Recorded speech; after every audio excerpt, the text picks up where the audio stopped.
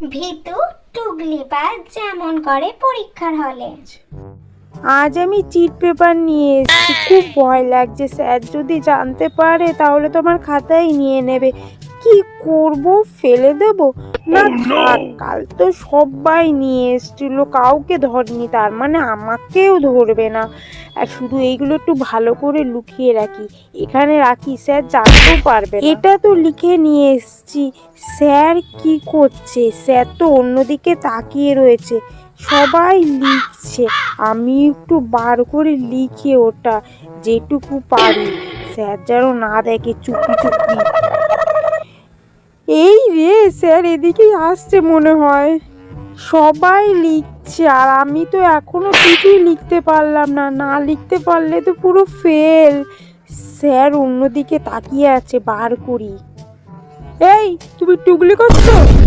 না স্যার, না স্যার, আমি শুধু বার করেছি, আমি কিছু দেখিনি, আমি কিছু লিখিওনি। স্যার নেবেন না, নেবেন না, প্লিজ স্যার নেবেন না, আমি আর করবো না স্যার, খাতাটা ফেরত দিন না স্যার, আমি আর করবো না স্যার, আমার সাথে কেন শুধু হয়? টুগলি মাস্টার টুগলিবাজ পরীক্ষার হলে যেমন করে। এক্সাম দিতে চলে এসেছি। চারপাশে তো সবাই ভয়ে মরেই যাচ্ছে, কিন্তু আমার কিছুই হচ্ছে না, কারণ আমি ফুল প্রিপারেশন নিয়েই এসেছি। শুধু কোশ্চেন পেপারটা হাতে পাওয়ার দেরি, তারপর পুরো ফাটিয়ে দেব।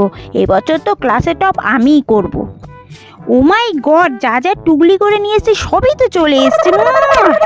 দেখি তো স্যার দেখছে নাকি। না দেখছে না, যাই টুগলিগুলো এবার বার করি। पल्लू के नीचे छुपा के रखा हूँ सारा क्वेश्चन का उत्तर हो हो।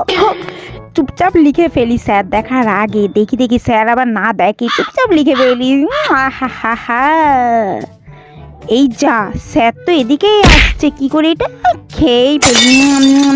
এবার একটু স্যারকে দেখিয়ে লেখার অ্যাক্টিং করি।